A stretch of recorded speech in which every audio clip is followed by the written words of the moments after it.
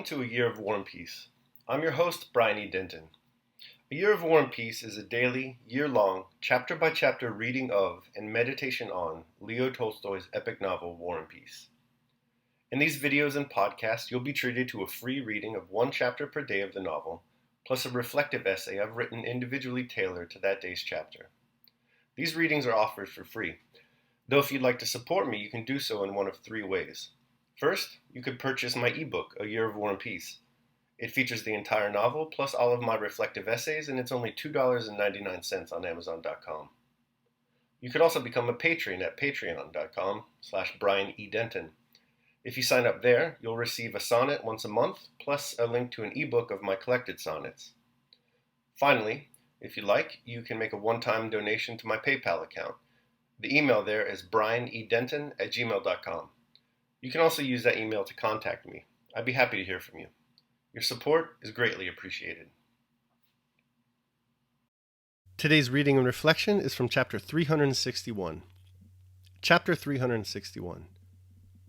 From the time the law of Copernicus was discovered and proved, the mere recognition of the fact that it was not the sun but the earth that moves sufficed to destroy the whole cosmography of the ancients. By disproving that law, it might have been possible to retain the old conception of the movement of the bodies, but without disproving it, it would seem impossible to continue studying the Ptolemaic worlds.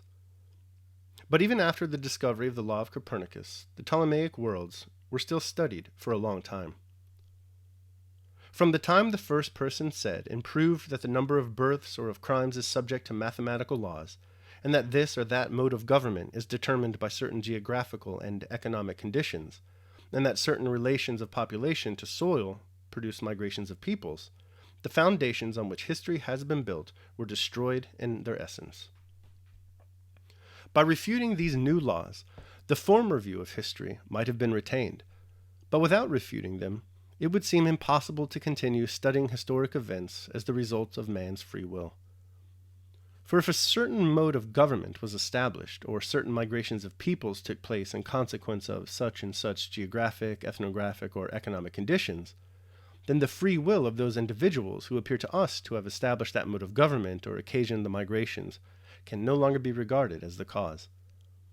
And yet, the former history continues to be studied side by side with the laws of statistics, geography, political economy, comparative philology, and geology, which directly contradict its assumptions.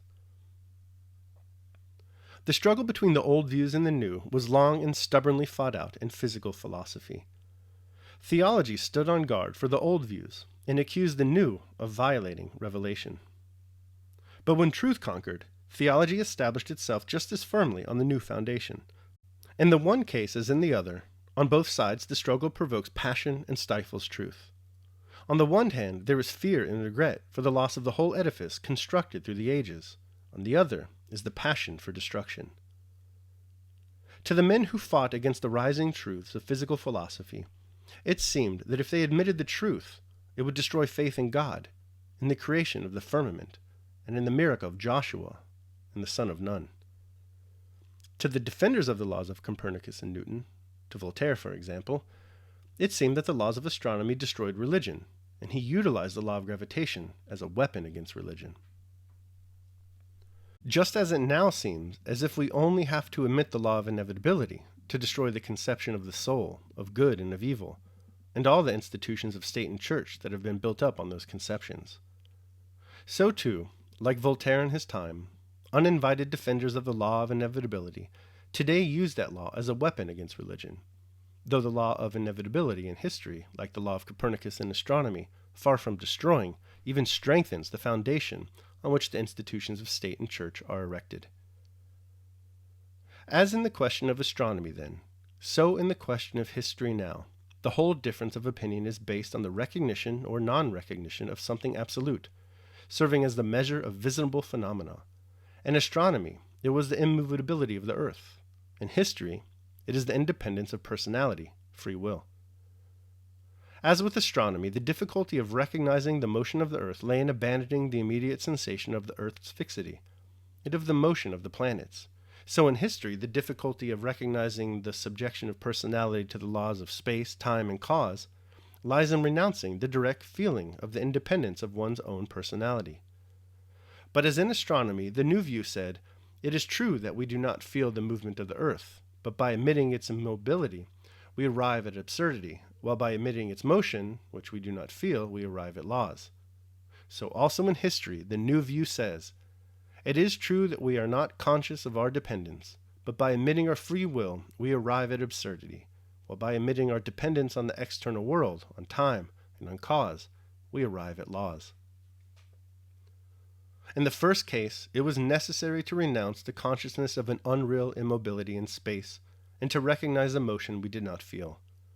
In the present case, it is similarly necessary to renounce a freedom that does not exist, and to recognize a dependence of which we are not conscious.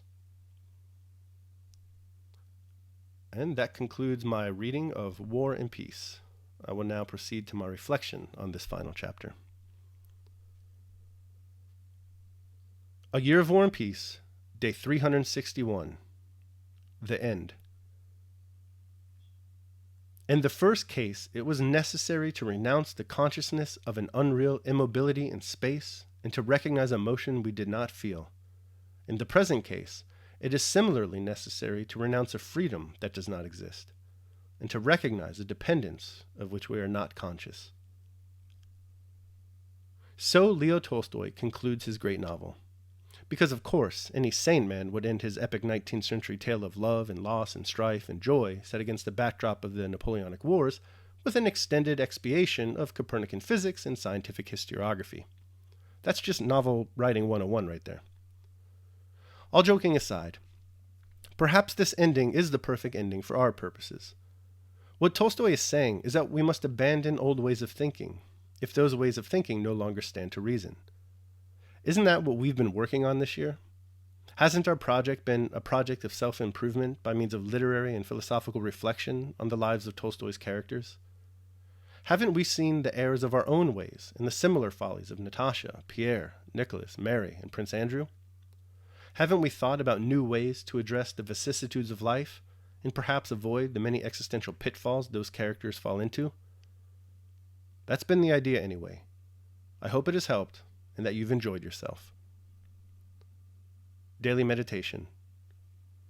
In human life, time is but an instant, in the substance of it a flux, in the perceptions dull, in the composition of the whole body subject to putrefaction, in the soul a whirl, in fortune hard to divine, in fame a thing devoid of certainty.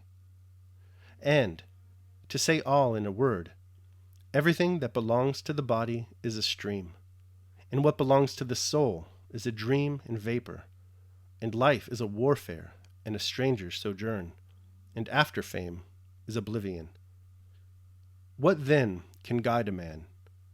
One thing, and only one, philosophy.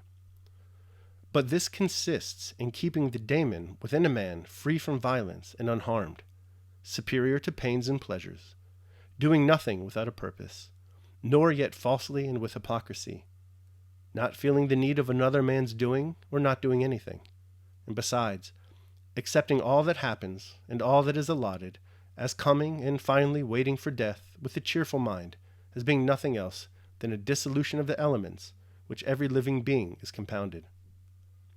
But if there is no harm to the elements themselves and each continually changing into another, why should a man have any apprehension about the change and dissolution of all the elements? For it is according to nature, and nothing is evil that is according to nature. Marcus Aurelius, Meditations.